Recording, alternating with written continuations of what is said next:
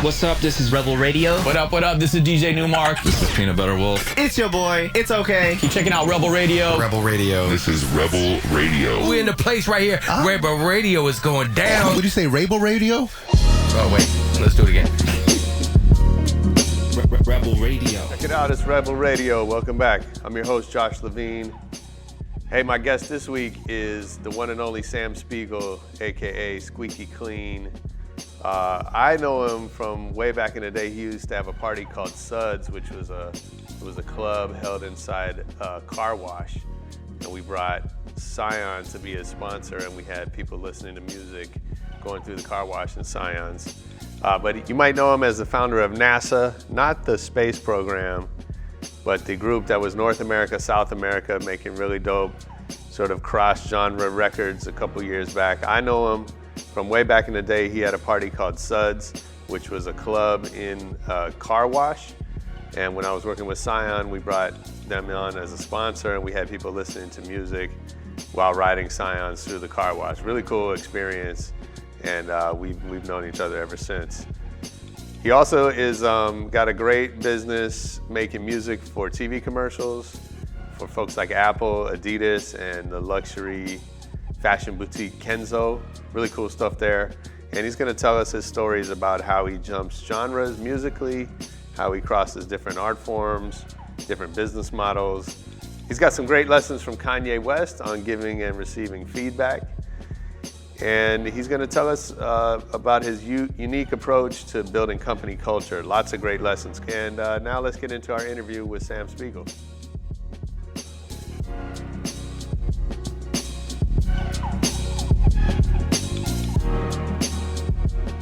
Thanks for doing this, man. I appreciate you definitely, making time. Man. Fun.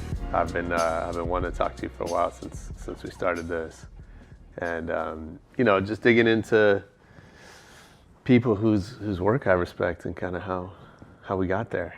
Cool. Thanks, So I always like to kind of just start at the very beginning, and so I know you have this really interesting career now, but I want to kind of go back to how it got started, and maybe even before that, how you got into music in the first place. Yeah, I mean, I was always like a big music kid growing up and stuff. I actually like played some classical instruments and sang too. What'd you play? I played flute and cello. Okay. And then when I was 12, I was like already like DJing and just like selling mixtapes at school and stuff. Yeah. So what was do you remember the first like record that you felt like this is my music? That might have been Straight Outta Compton. Okay. Was that the first record you bought? No, the first record I bought was Vital Idol. Okay. The Billy Idol album, and I actually loved that too. Oh no, the first record that was like this is my music was definitely Appetite for Destruction. Okay. Because I bought that. Me and my friend Nick were obsessed with them, and I just remember I bought it. I think I was 9 or 8, maybe 8 or something, and we just poured over like every detail in the artwork and like every line that was written in the artwork and stuff. Isn't that cool? Yeah. And that was definitely and then I was just obsessed with Guns N' Roses at that moment in my life. Yeah. It's funny that somehow Guns N' Roses and N.W.A. sort of fit together. Yeah, kind of, yeah. Yeah, I think they even toured together, but like. Did they? I remember hearing that, and it just sort of made sense. I never saw that show if they did. I would have liked to see that. Yeah. How'd you start DJing? Man, I just started like just making mixtapes. Like actually, I didn't even have I wasn't doing it with vinyl. I was doing it with like tape to tape mixtapes. Me and my homie actually we had a crew called just J&S Mixed Productions. We were like 12. Okay. It was just me and my homie Jeff, and we just like made these mixtapes and sold them at school. Yeah. And my shit was like hip hop, and like it was like Pixies and like N.W.A. and then Jeff's taste was a little more like he had more like Use Your Illusions era Guns N' Roses on there and stuff.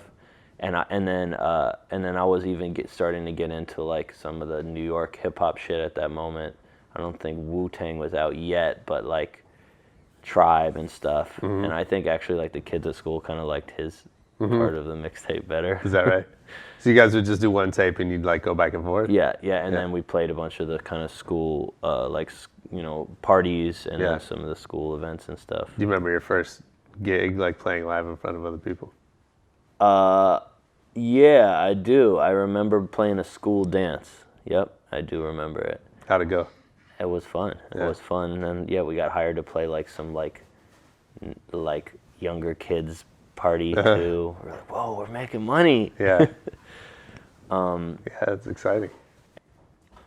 Yeah. So then I was in I played in some bands. I had some bands in school, and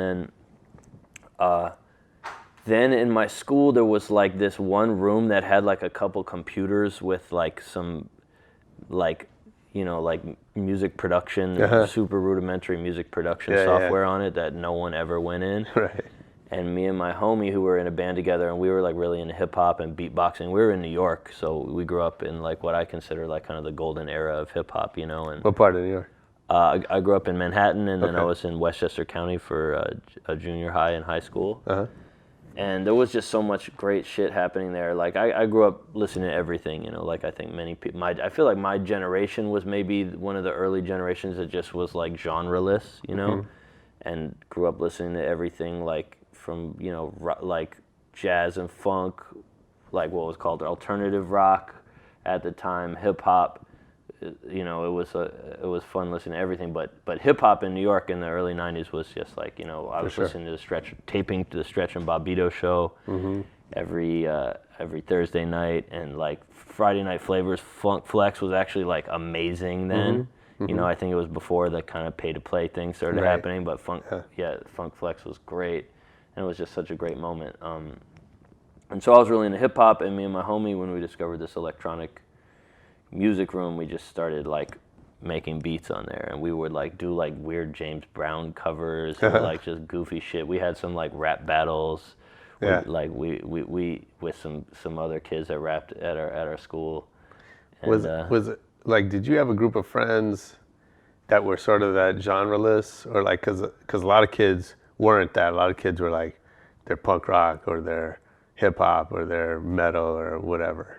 Yeah, I don't know. It was weird. I felt like when I was in high school or whatever, like we were coming out of the time, and like if you watch any '80s movie or whatever, it was like everybody wanted to be defined culturally in their little groups and segmented, and then like in the '90s, I guess there was still like the grunge kids and whatever, but it also felt like there was these kids, like the kids that listened to Beastie Boys, also probably listened to like Tribe Called Quest. Sure. And some of them might even like listen to some like jam band shit or whatever, and like it felt like a mix. It felt like it was cool, and like even like Beck, and Beck was kind of making genre-less music at that time, and Dust Brothers, and it felt like a big mix. And I think a lot of my friends, kids I was around, like we'd go to like and also there was a great jazz scene in New York in the '90s, like with people like Christian McBride and Roy Hargrove, and like.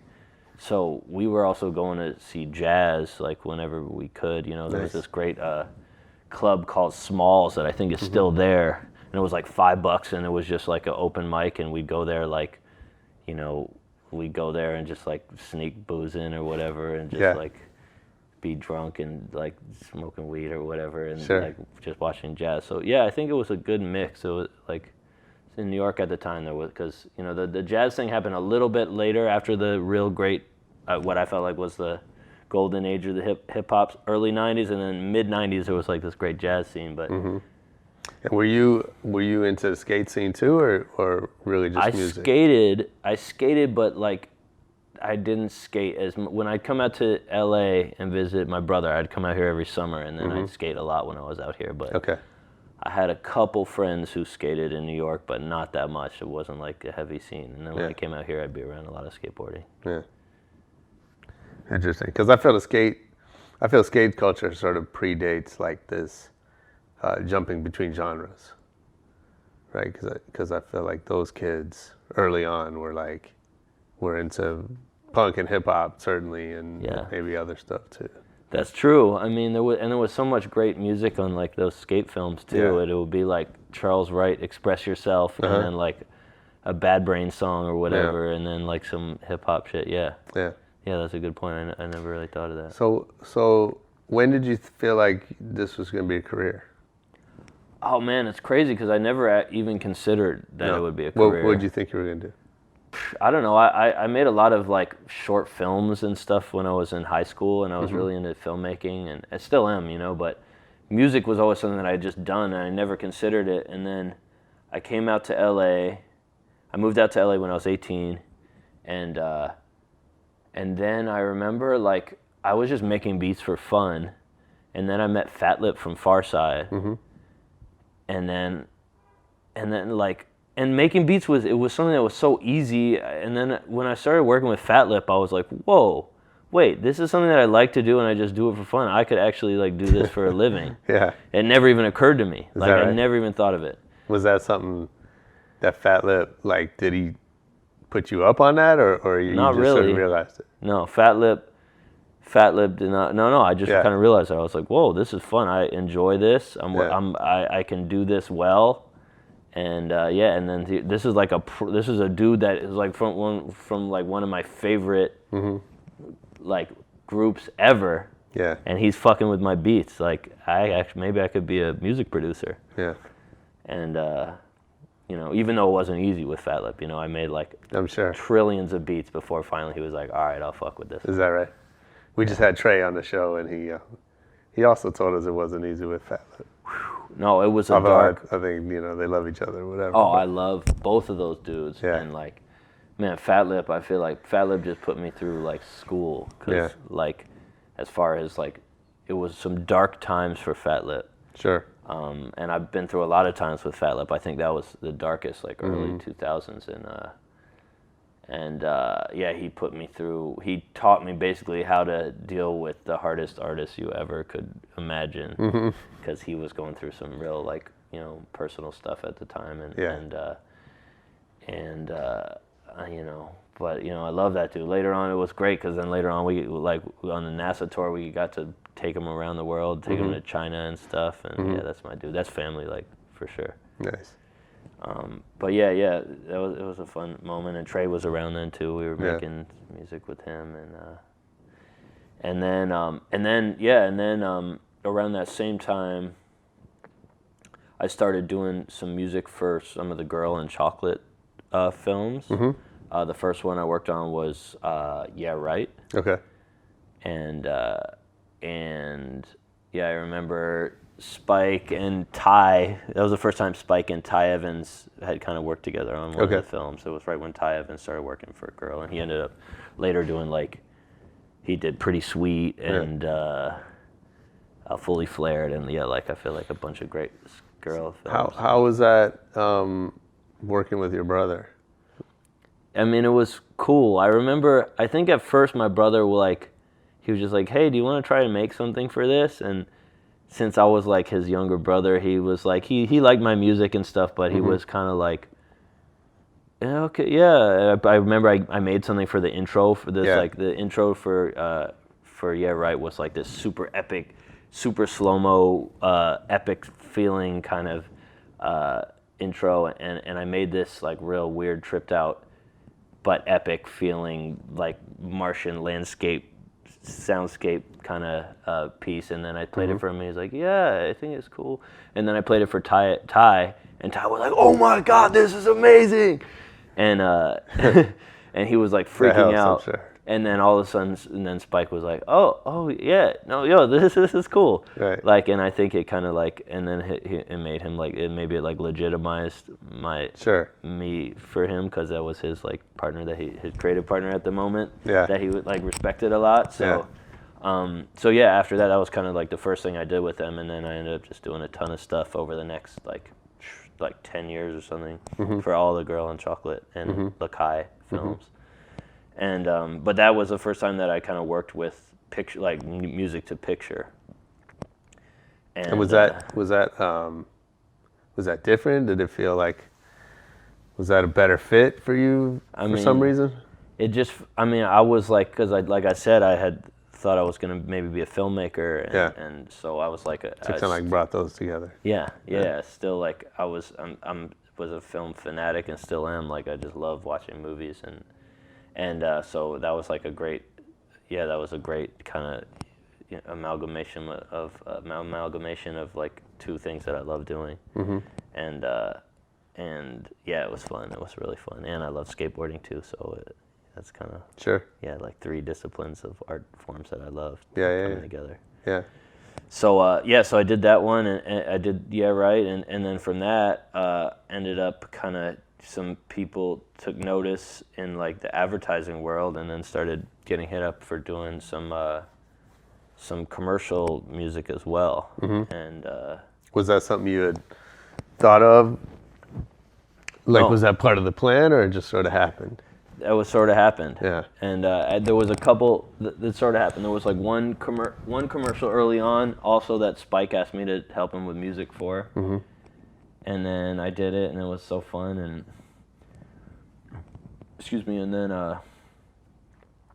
and then got asked to do another commercial, and just people saw that I had done it, and and then a couple of the early ones won some big awards. Yeah. And then all of a sudden, like without even like knowing what was happening, like I had a commercial music company. Yeah. Which at first was like just me working out of my house, and I just have friends come through and work on stuff, and then all of a sudden there was a lot of work there. Like all of a sudden there was enough work where the same friends that had been coming over were just, they show up every day because they knew there was stuff to do, and then Squeaky Clean kind of happened, and it was pretty cool because it was so organic. It was just like I said, my friends coming through, and then we'd have I hired like a producer early on, but then pretty much the whole rest of the staff was like, we'd have kids come intern. And then they'd be interning for a while, and then we'd be like, fuck, all right, well, we got so much work, we need some more staff. Let's just hire Chris. He's great. He's been interning here for 6 months, and he's awesome. Cool. At one point, like almost the entire staff was like former interns of Squeaky Clean.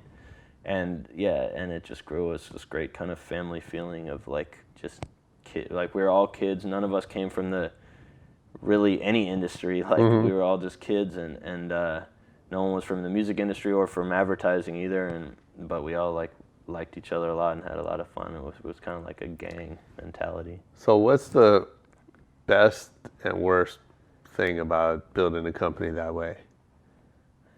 Okay, that's a good question. I mean, the best thing is that it's fun. It's so fun because it's like your best friends and everybody's just on the same team, and it feels like a gang kind of, and we were like, and there was like a feeling of like punk rock, fuck all this industry shit, we're just gonna do shit our way. But there was, I think in the beginning there was also a lack of kind of grown-up supervision. Sure. Like there was no grown-ups around. Yeah. So like we showed up, like no one answered the phone till noon.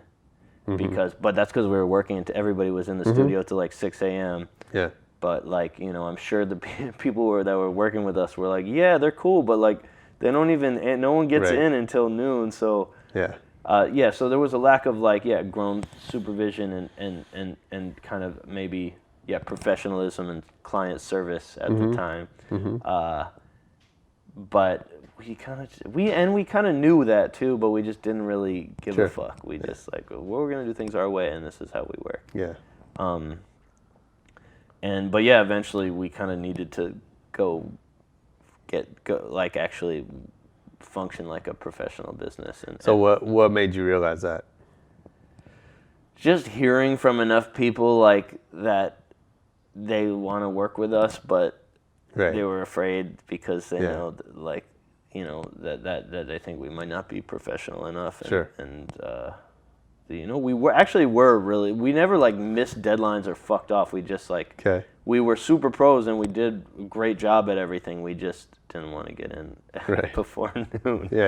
And we didn't have we weren't like most of these companies like, that are in advertising are super clients. Like you come in and it's this beautiful place and there's this beautiful receptionist and she's like, "Would you like a latte with almond or whatever?" And like, Squeaky Clean was in like my house. Like I built a studio in my house. Sage Vaughn and my buddy Acorn had like painted the entire place. It was in literally, like, it was called Crack Alley Studios. Okay. When we moved there was like crackheads everywhere. There was actually a crack house down the alley from where we were at. So it was in this like fucked up location.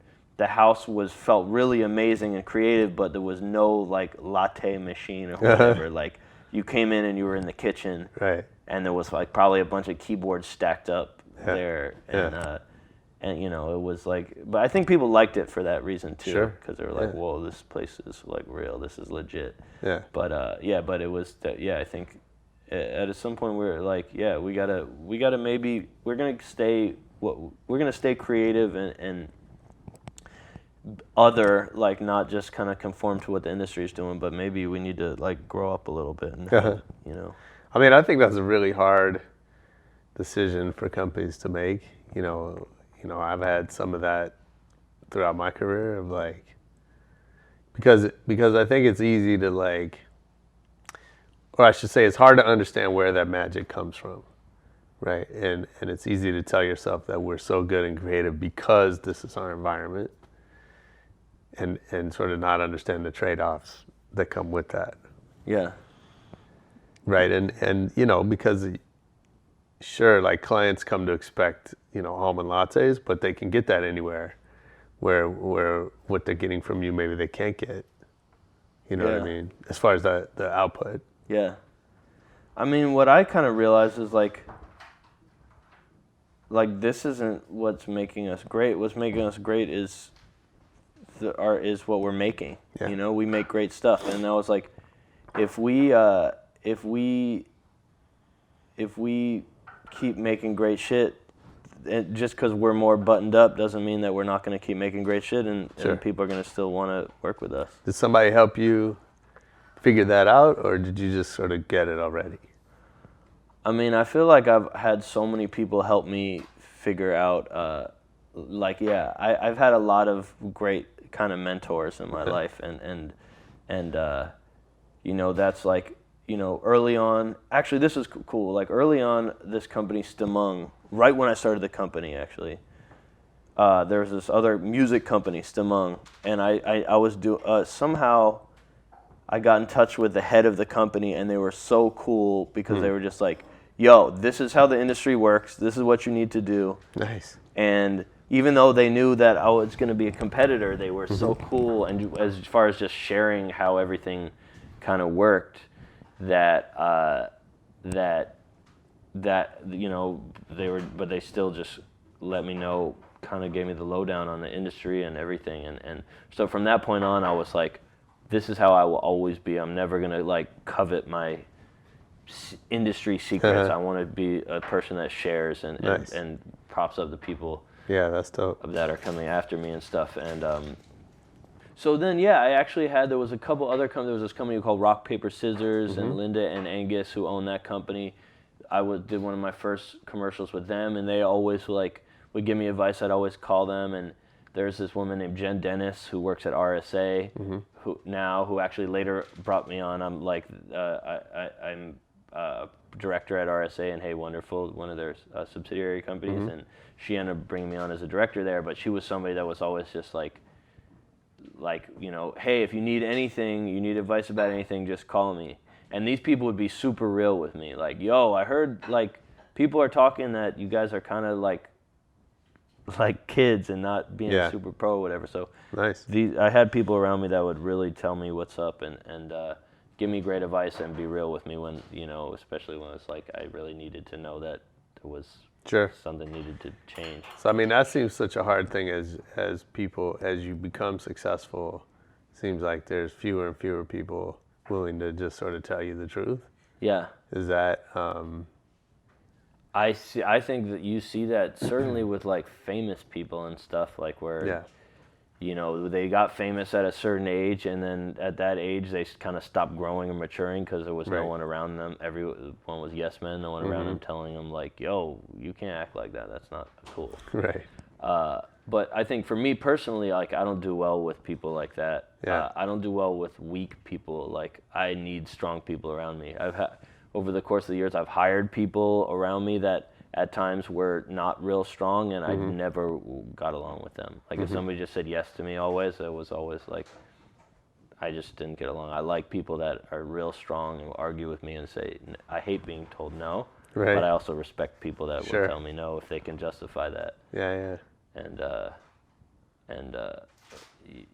I think the ability to probably have strong people around you.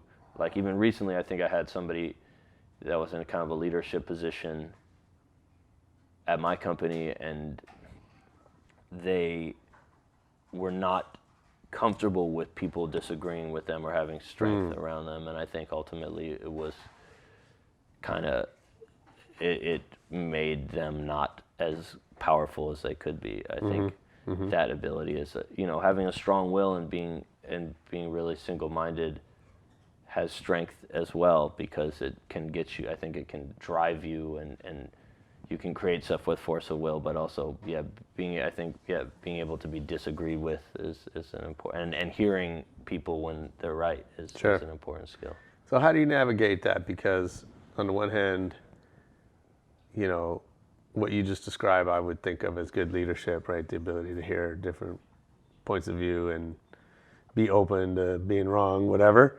On the other hand, I think as a creative person, you need to have a really strong point of view about what something's supposed to sound like or look like, or the product that you're making, right? So how do you balance those? I don't know. I think part of it is being like really intuitive as far as knowing, like I have a network of people that I like to play stuff for, and I know where their personal shit gets in the way too, and then and then sometimes I really like playing stuff for people that have no idea. Like I remember I had this girlfriend, and she was the best for playing shit, because she would tell me exactly what I already knew. She would confirm it, but it was so simple the way she'd be like, "This part's weird," She would just say something like that, and I'd be like, "Oh yeah, like I know that part needs some work. I knew that, but but great. I think having a network of people that you bounce stuff off, and you know what they're good. Some people have certain hang-ups about stuff, and like, okay, I can't talk to this person about this thing, but they're great when I ask them for advice about this particular type of quandary. I think it's important to have those type of people. And then even from working with Kanye, like that dude plays shit for everyone. Is that right? He will play it for you and ask you your opinion. And I remember the first time he played me something and asked me my opinion, I was like, yeah, it's cool. And he was like, Sam. He was like, stop. He's like, Sam, I don't ever want you to just say, yeah, it's cool. I want you to give me your real opinion about stuff. Whenever I play you something, I want to know exactly how you feel and what you think. And I was like, okay, cool, man. Like, rad. Yeah. Thanks for saying that. And then I noticed, like, everybody that would come through, whenever we were working on some shit, he would play it for people and really get their opinion and want to know it and listen. As strong-willed as that guy is. Yeah, because he doesn't seem a guy that you could give feedback to. Yeah. He is really, it seems hard to imagine, and I haven't worked with him for a few years, and there's a chance he might have changed, but in my experience, he actually had a lot of humility creatively and gave props to people around him, but also really listened. I mean, his art is like, it's not just him. He guides it. He's the captain, but there's a whole team of people that are always working on stuff, and there's very little ego involved actually in the creation process. I think it's whatever's the best idea wins in that creative room, and that's what makes him so great. Interesting. And but it's weird because it doesn't seem like that at all. I remember when I met him, I was like, whoa, this guy's really humble. The first time I met him, I said that, and I was talking to Mark Ronson about it, and he's like, what'd you think of Kanye? This was very early on. This was even just before I started working with him. How'd you meet Kanye? I met Kanye at Sundance the first time. He was performing there, and then like a year or two later, I ended up working with him. Yeah. and I was like, and then I talked to Mark about it a little while long. He's like, what do you think? I was like, he's cool. He seems like a really humble guy. And this was before Kanye was all in the press being like crazy and saying crazy shit. And then Mark was like cracking up, and I was like, what? He's like, dude, like Kanye is known for having an ego. Right. And then when I met him, it just furthered that. I was like, this guy he has a lot of humility. He's really, he's got a lot of humility. And I remember him even saying this to me. He was like, dude, he's like, that shit I do in the press, it's kind of like just, to get people to pay attention, He said that to me. And who knows? Sometimes, like, I think people become like their character. People create a character and then they can become it. And maybe he's become it, maybe not. But certainly, in the time I spent working with him, I was always really impressed by his lack of kind of creative ego and humility. Wow. Nice. You didn't expect that. Yeah. It's not something you hear much, right? About Kanye. No, definitely not. So the commercial stuff blows up, and what made you go back to artistry? I never stopped doing that stuff, like while the commercial stuff, I'd be like working on a Yeah's record from like whatever, like 10 or 1 p.m. till 10 p.m. and then they'd leave, and then I'd be doing commercials until 6 in the morning or whatever. Like it was always like I always kind of did both. I could never let go of it because of being an artist and being like an art maker, not just like a commerce or advertising. Yeah. Because to me, just doing the advertising, it doesn't fulfill all the like parts of my whatever being that need to be expressed. Is there a conflict for you with that? With like, the sort of whatever, the kind of punk rock mentality, doing skate stuff to then doing TV commercials? No, I mean, I'd never work on a commercial of something I really don't believe in, If I mean, I know like Adidas has been, one of your big customers, not the only one, obviously, but and that like you've worked on a lot of cool stuff. Yeah. Yeah, and I wouldn't work on something that I didn't believe in. Like if it was like I don't think I could work on something for the armed forces, for instance, But otherwise, I never had a problem with it. I thought it was really fun. It gave me this opportunity to do like every type of music. I could be, spend a day doing like a polka thing, and then I'm doing like some banging hip hop shit, and then I do like a classical piece. Right. And and I loved that, and it was fun because it was fun. It's like this instant gratitude thing where you see it, you make it, and then like right away, like millions and millions of people are seeing it on TV. And but then also the great thing with Squeaky Clean is that we always got to do the coolest stuff. Like kind of what you were saying. It's like we always got the opportunity to do a song with whoever, Karen O, for a commercial that ended up, and then we put it out as a single, So there was, even within the advertising stuff, there was always a creative outlet and some creative freedom just because of the type of work that we have tended to do over the years. Yeah. But even so, like I still always did a lot of other projects too that weren't based on jobs, just because I wanted to, and it was fun. Yeah. And then so what made you want to do N.A.S.A? N.A.S.A, just because I wanted to do an artist project, I think, and I also wanted the opportunity to kind of like work with all my heroes, and I was like, and it kind of came, I think, ultimately, and then I met Zagon also, and was really inspired by him, and was really inspired by Brazil at the time. And so ended up making all these beats pretty inspired by Brazilian funk and soul music from the 70s and 80s, and then kind of came up with the concept of N.A.S.A with together, and I was also like always a space fanatic too, so N.A.S.A was North America, South America, but being a space fanatic, I was like, wow, this is great because it can also be like space themed and stuff, and then I was also like, and I can go work with all my heroes. Like, let's do this crazy collaboration record, and then I can go get in touch with all my heroes and do songs with them. Yeah. And I think it was in an era before, like, nowadays, like, every song has a ton of features, but it was something that I think hadn't really been done that much at that moment in time. Yeah.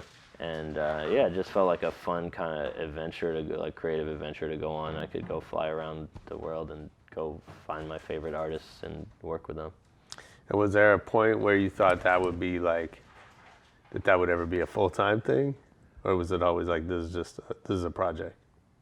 I mean, yeah, I think I'm just like, the way I'm built is like that I like to do a lot of different stuff. It just keeps me inspired, you know? And N.A.S.A, there was plenty of moments where N.A.S.A has been a full-time thing, you know, like touring and stuff. Sure, yeah. But yeah, I think just the way I'm built, I take on a lot of different projects, and I have a lot of different ideas that I want to kind of get out. And but, you know, and I think you can do that within the context of like a band or group or whatever too. But yeah, for whatever reason, I've just gravitated towards having multiple projects, maybe to the detriment of like the overall vision, but it's just, that's who I am. Yeah. So does that does that project change the game for you in terms of like your commercial business, or is it? I mean, yeah, definitely. You know, one thing definitely. Like, I'd go travel. I'd play like Summer Sonic or whatever, and then we'd do a big like advertising Squeaky Clean thing when I was in Japan, and then like we got tons of work in Japan after that. You know, it's like a great kind of. I mean, people in agencies and in the creative industry love knowing that the people they're working with are attached to real culture, real relevant cultural stuff, and rather than just being more like, you know, advertising service-based businesses, these are real influencers and real,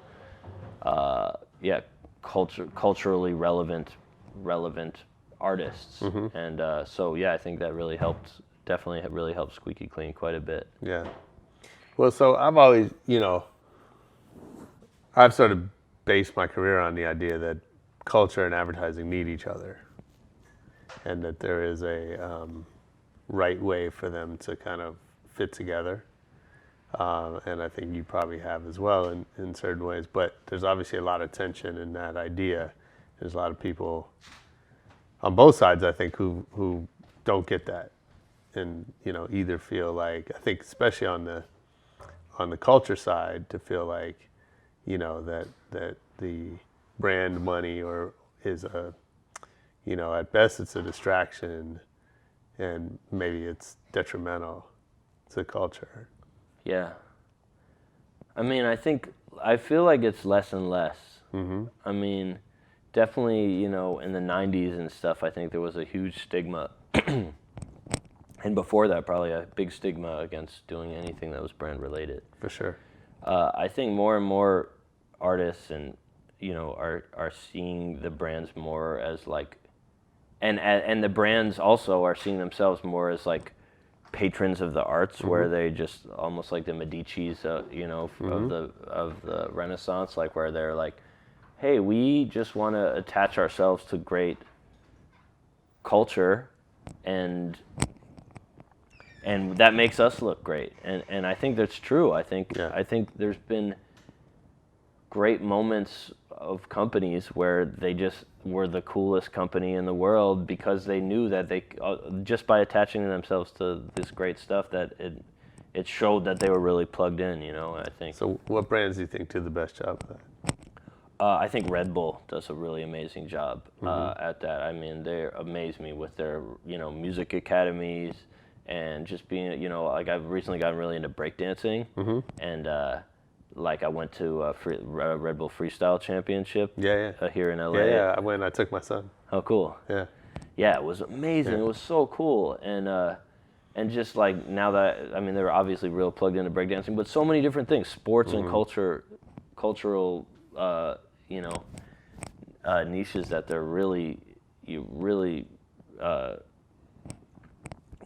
involved in and help the sports and help the culture and even just I've worked in their studios quite a bit in different places in the world, even like Cape Town and stuff, and Nice. it's just such a cool thing that they provide these ways for artists and musicians to create, and the academy too. The academies are amazing.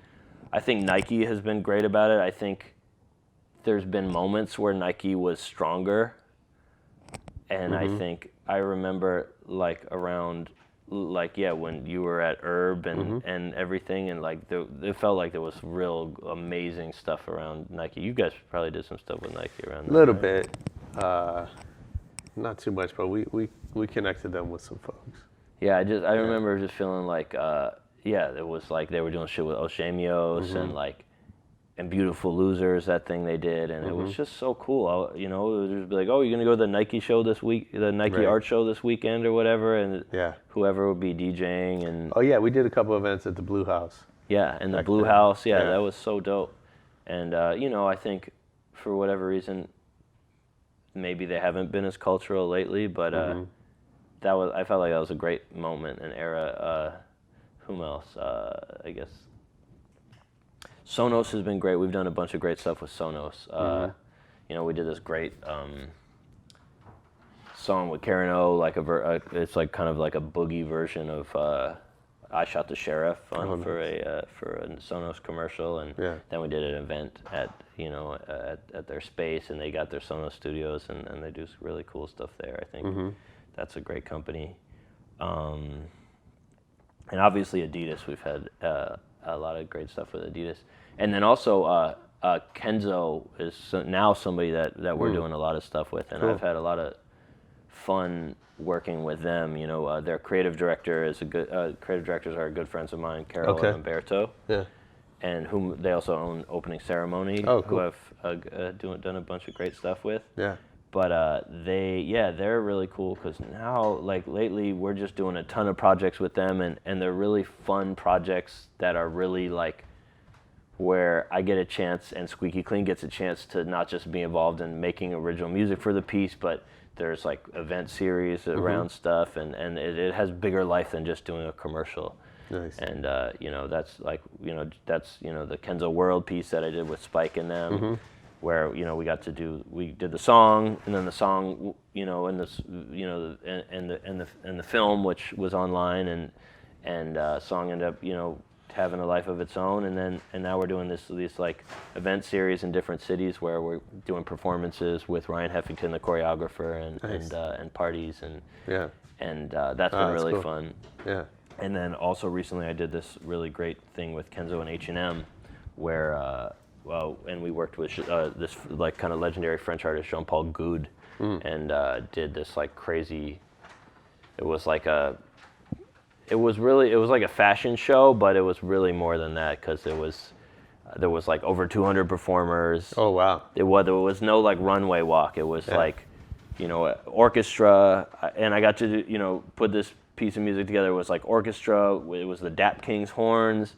Cool. I had Kenny Mohammed beatboxing. I was scratching. We had like over 200 dancers, and just put this crazy show together. And then there was a commercial series that was part of it, and then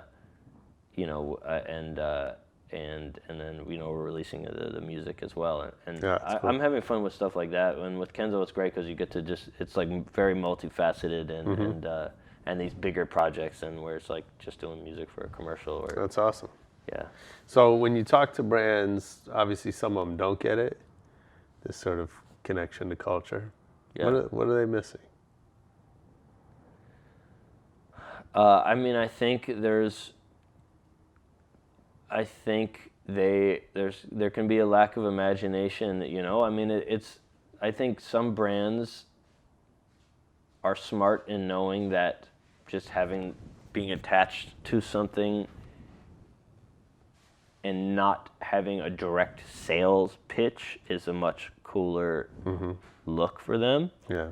And maybe some brands actually need that more than other brands do too. Like maybe there's certain brands that that it doesn't make sense for them to be like an influencer with a cultural influencer. That's a good point. Yeah. Yeah. Maybe it's not for every brand. But I think brands that are have a more of a following and feel more cultural. That's like a lot of sneaker brands Sure. and clothing brands, music brands. I think I don't know. I think I'm not sure why, but it's just hard for them to see. A lot of the people running these companies might not be cultural people, or they're like sure. there might be more like business type people that don't care about music, don't care about art, whatever, and so it's hard for them to see like, well, why would that matter? Why I don't care about like graffiti or whatever. Right. Like yeah, it's interesting you say that, because I do feel like so much of it comes down to the people on both sides of the table, right? Like in my business, we've always found that we do our best work when there's somebody, like the specific person at the client, that really gets it and really wants, whether or not they're like necessarily fans of this particular genre or whatever, right? But they get how this, music and culture impacts people, and they want to do that for the company that they work at. Yeah. You know what I mean? And when it's just, I got an email from a guy yesterday who's like, a friend of mine that's been trying to help me get into this big brand where he works, and he said, look, we're never going to do something together because there's not enough imagination over here, because these guys just don't think that way. So like, wait till I go work somewhere else. You know what I mean? And like, because that's just how it is. Yeah. I think, it's easy to assume that everybody, that if it works in one scenario, that it works in another. Yeah. It just doesn't. But I think I think there more and more companies are understanding it, and I think you're seeing it more and more, and companies are understanding. I think it seems like companies are understanding more like about having cultural people at the core of their company. Sure. And then these cultural people are, or creative people are wanting to connect directly with creatives too, and Right. that's a big trend I've seen it. Yeah. And I'm loving it. With Kenzo, like, I love working with agencies, but with Kenzo, it's this great opportunity because I'm working directly with the creative directors of the brand. There's no middlemen. Yeah. And there's just there's a certain lack of fear because of that, and respect because they are coming directly to me because they respect my kind of artistry, and there's just you're taking out a layer of kind of opinions and second guessing that I think it's refreshing. Yeah. And I feel like the work, like what's coming out of it is you can see that it feels maybe a little more pure, and and so I think a lot of these brands that are being like, all right, well, let's just work. Can we get in touch directly with this artist or this Right. musician? I think it's really I don't know. I think it's rewarding, and I'm having fun. It is, and those people, people that work at brands, if they're those kind of people, like they want to spend time around creative people, right? Like, they spend so much of their time in boardrooms talking to each other that, I've seen this, that the opportunity to connect with someone who's famous or whose work you respect or whatever, like it's a totally different conversation. Yeah.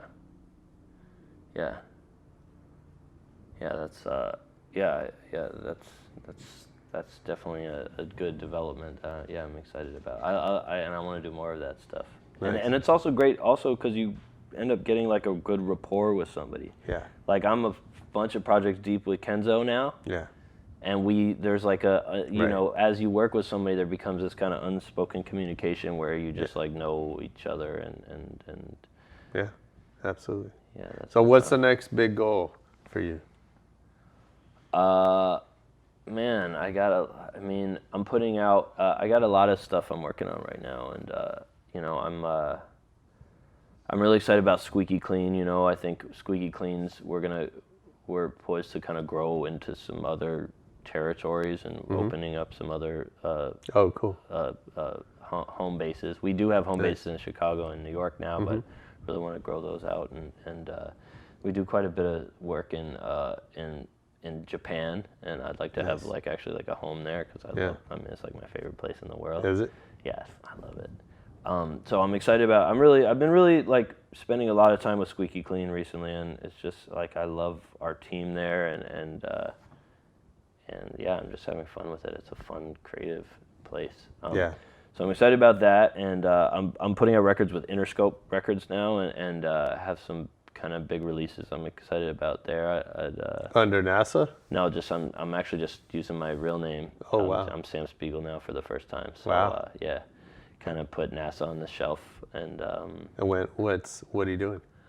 I just got some really dope records that I'm excited about. Yeah, it's just the kind of music I like and like to hear. It's nice. And and it's playable and kind of festival situations. I love performing, so I kind of haven't done that much of that. I DJ quite a bit, but I haven't done much hard ticket touring in the past few years. Yeah. So I'm excited to go do that a bit more, and so I'm excited about some of these Interscope releases, and it's really fun too because with my music now, I directed my first video the year before last, and went to India and shot it, and now. Oh, I saw that. Oh, that was amazing. It was crazy. Thank you. I appreciate it. That was Jihad Love Song. Jihad Love Squad. Yeah. Jihad Love Squad. Yeah. Dude, that was dope. Thanks, man. And I know it was a little bit controversial. Yeah, it was an interesting experience. It was a crazy experience. But I just but it was definitely tough. Yeah, my manager ended up quitting because of that, and really?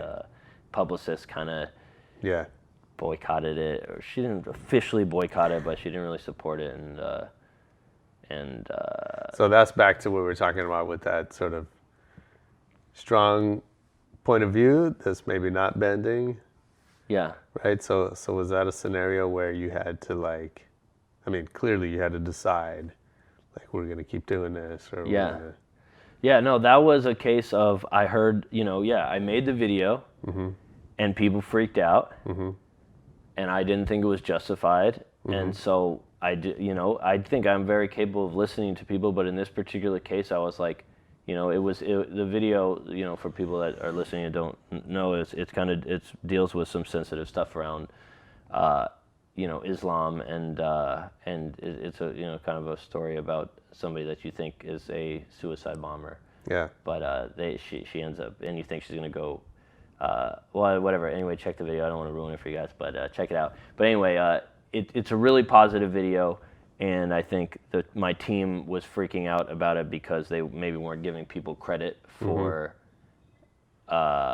understanding kind of what the video was about, and just that people were gonna just hate it and freak out because it had the word jihad in it, and it was about potentially might be about a suicide bomber. Yeah. And I think actually they thought the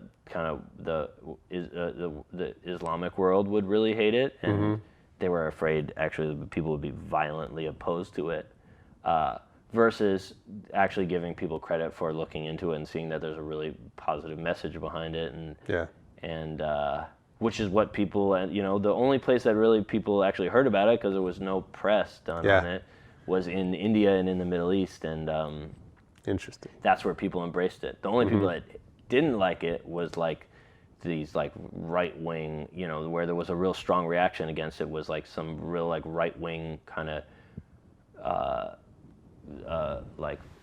xenophobic Muslim hating kind of right wing American people that really didn't like it. But the people that fuck those people anyway. Yeah, fuck those people, exactly. I was like, good. I want them to hate my music. Exactly. So it was, but yeah, that was a case where I was just like, I know, my manager was like, if you put this out, I quit. I can't support this. I think somebody's gonna come try and hurt me if I'm associated with this. And I was just like, I'm sorry, I love you. I love that manager, actually. She's a great person, and I've known her for years and years, but I was just like, I have to release this. This is important, very important thing for me. It was a very important thing I needed to express, and I'm really proud of it, and so I just released it anyway, and even though her and my publicist were kind of really vehemently opposed to it, I just had to do it. Yeah. So yeah, but there's been other cases where people said shit, and I was like, okay, you're right. Sure. This isn't the right move. So is there a decision you can think of that's had the biggest impact on your career? One decision? Oh man, that's pretty tough. Or is it like a bunch of, I'm always interested, is it one big thing, or is it these little things along the way that we don't necessarily notice, like when it's happening? Yeah. Man, I don't know. I think, for me, it's probably been a lot more little things. I don't know, but it's weird. No, so I think it's both. Sometimes, like, there are certain people or artists or whatever that just keep making stuff and making stuff and making stuff, and there's nothing that, like, the one thing that pops for them, you know?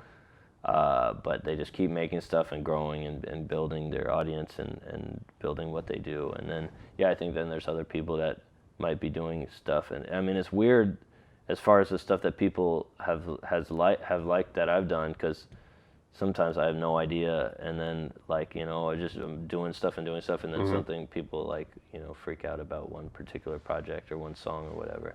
But I don't know. I think it's different for everybody. Sure. I think for me, I just keep doing whatever interests me, and I just try and just whatever is inspiring me is much more important than the money, and then much more important than really anything else is that I'm excited about it, and it's gonna kind of bring me joy making it.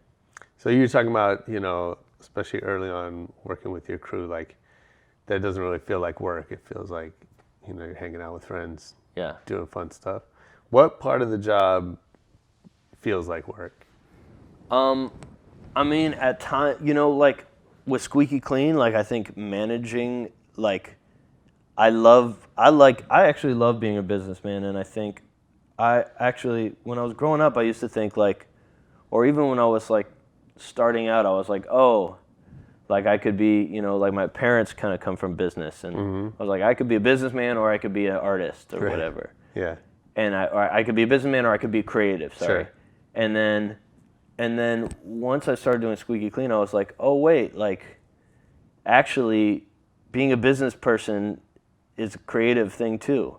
I created a company, and I continue to be creative with it. It's an idea that you kind of imagine and changes along the way, and you nurture the vision, and you feed it here, and you feed it just the same way that you make a piece of art. And so I love that side of being a business person, that it is a creative thing. And I think sometimes the management is hard, because I think sometimes I just want to make stuff. I like making stuff. I don't like the strategizing and everything, and thinking about stuff. I like it, but I like getting out there and making stuff, and that's part of that's making a company. Is it you're impatient? Well, it's just managing personalities is complicated, Yeah. People are emotional by nature, and I think that's been, especially creative people, I think, tend to be plugged into that. I think that's definitely been a challenge, is sometimes having to be the manager or whatever, the when I just want to be making stuff, is having to be the dad in the room or whatever. Sure. That's Yeah. Are you upset? What's going on? But at the same time, I don't know. I care about the people around me, and so I'm usually pretty proactive about those kind of conversations. But and I like make sure everybody's happy, and so I guess it's okay, that part of it. I guess there's been moments when I was really overwhelmed that it felt hard, but yeah. I mean, it's okay. It's just. I mean, it sounds like you found a way to kind of bring your own style into even that part of the business. Yeah. Which is great. I mean. Yeah. I mean, maybe. Yeah. I mean, maybe. I think people feel comfortable at Squeaky Clean talking about their feelings a lot. I do. I'm somebody that talks about my feelings a lot, and maybe people at the company do too. I hope so. Mm-hmm. And I think that's probably a good thing. Yeah.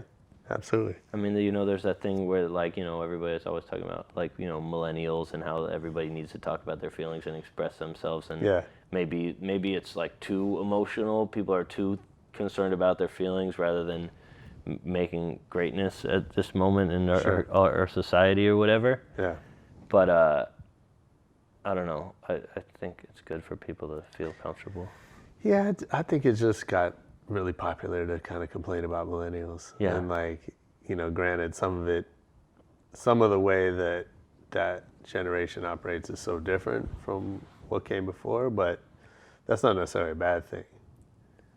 And like, you know, I think that's just sort of a popular theme to like gripe about that. Yeah, it is, right? Like it makes me feel like an old person, right? Goddamn millennials. So I have a little lightning round that I want to go through with you.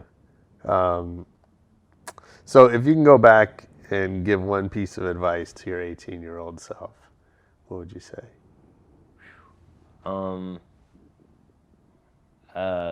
Just like follow what you want to do. Follow your heart. Follow your heart, I guess. Follow your whatever excites you. Yeah. Is there a talent that you always wish you had more of?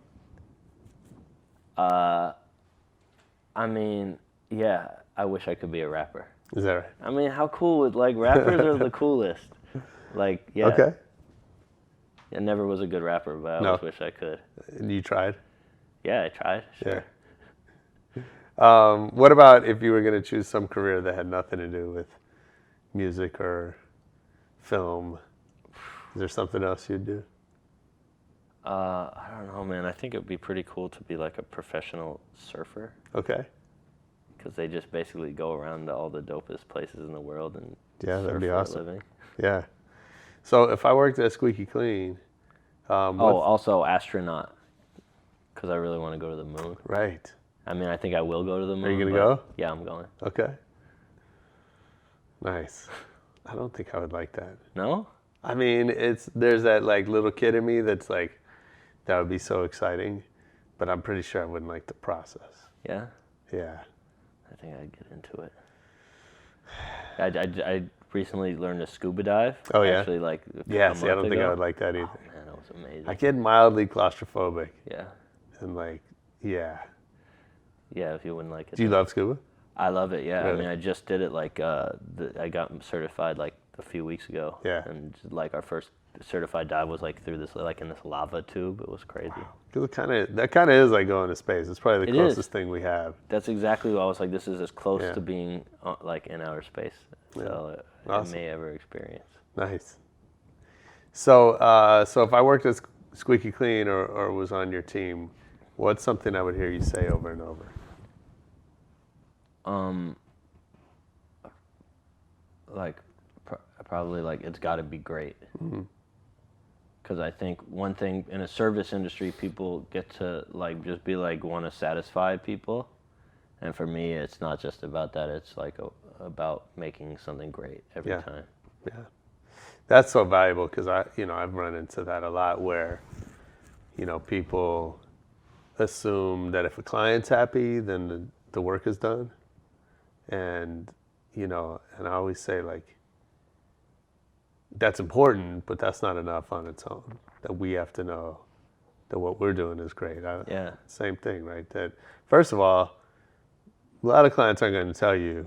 They're not going to tell you until it's too late. Yeah.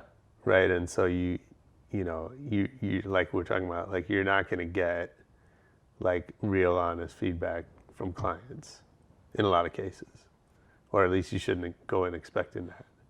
And then, but yeah, I think it's got to have more meaning. Why? What do you mean? Why wouldn't they be honest? Because they don't want to hurt your feelings? Yeah, I think so. I mean, look, you get every type of different client. Some might enjoy hurting your feelings, or like enjoy the power that they get in expressing whatever is on their mind. Yeah. But others are not like that, and we've had clients that way where maybe the boss is just like doesn't want confrontation, right? So they're not going to tell you. Yeah, they don't want to deal with it. They just want to tell you, they don't want to tell you, and then they get to a point where it's just like, hey, you're fired. you know, and they have this long list of stuff that was never shared with you, but they don't have to do that, Yeah. you know. So, but you know, and also like you don't want, even if they are going to tell you, you don't want them to have to be the ones to catch everything, right? And so I think you have to like, but maybe even beyond that, like you got to make your work meaningful to Exactly. yourself, right? Yeah. You got to be proud of everything you're doing. Yeah. No, that's a good one. Who would you be most excited to learn is a fan of your work?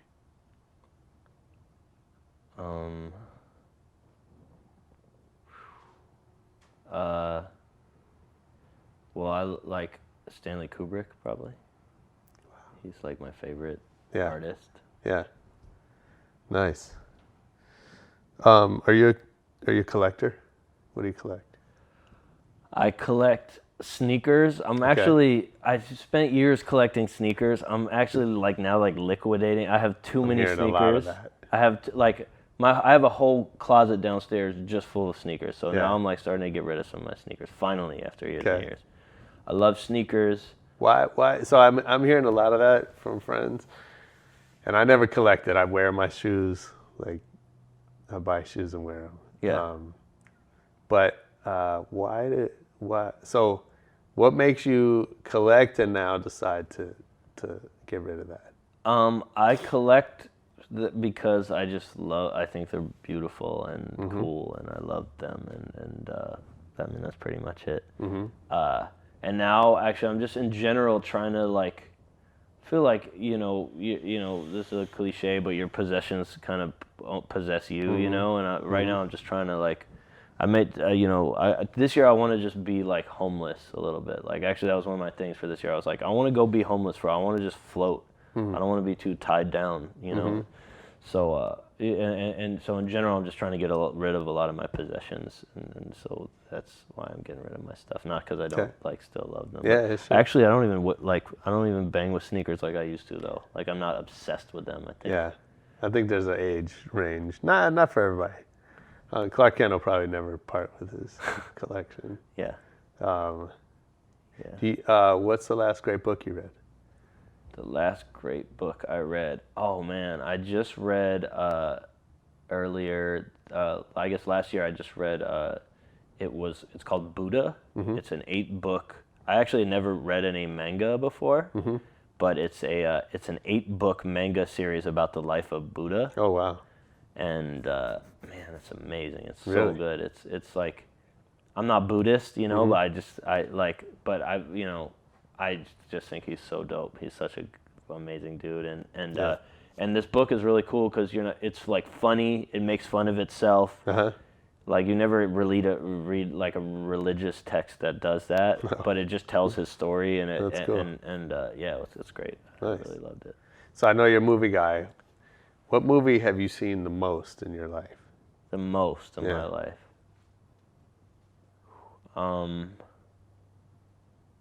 Wow. Maybe 2001. Okay. Yeah, I love that movie. That's a big watch. Yeah, it's a big watch. I used to like be pretty obsessed with it and watch it over and over again. That one, I love Suspiria. I watched that like a trillion times. Dario Argento. It's like a horror movie from the late 70s. Okay. I mean, obviously Star Wars, you know, like the first one. You know, had a VHS of that when I was growing up. That just like worn out. Yeah.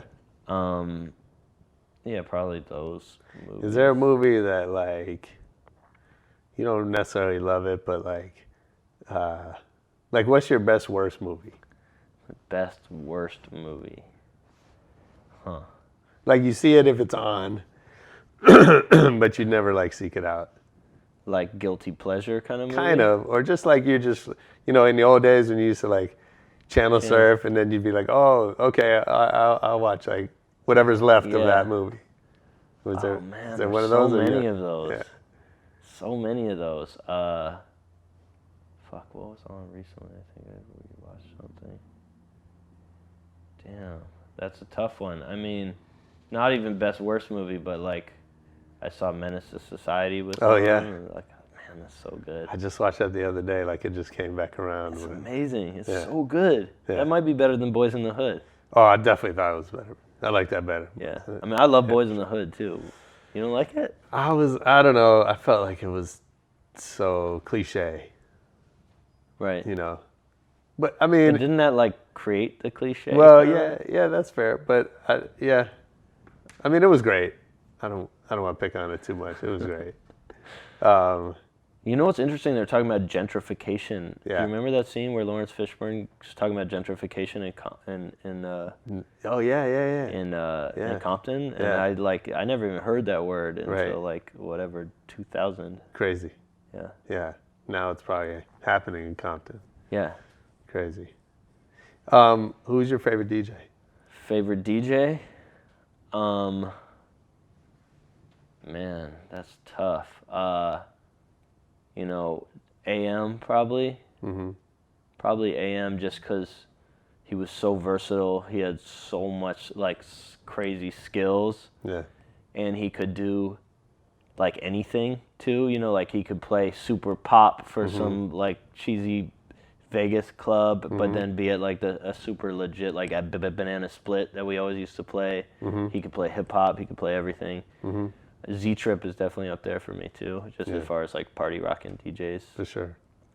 Yeah. Because I'm hip hop, so like you know I love DJs with skills. Like I love DJs that use vinyl and have skills. Definitely. You don't see much of that nowadays.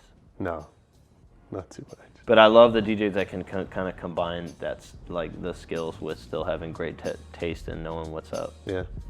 Absolutely. You know, DJ Zagon too, man. That's my dude Is that from right? N.A.S.A. Never seen him. Yes, this is one of my favorite DJs. Nice.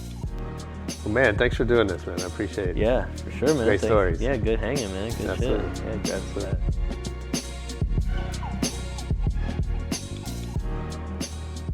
Yo, that was Sam Spiegel. Such great lessons from that man. Really talented dude. I hope you check out all his stuff online. Definitely listen to that N.A.S.A. record. And of course, watch out for his new stuff that he's got coming up. Make sure you leave us a comment on Twitter at Rebel Radio Net. Hit us on Facebook. Watch our YouTube videos on our growing YouTube page. And most importantly, come back next week for more Rebel Radio. Peace.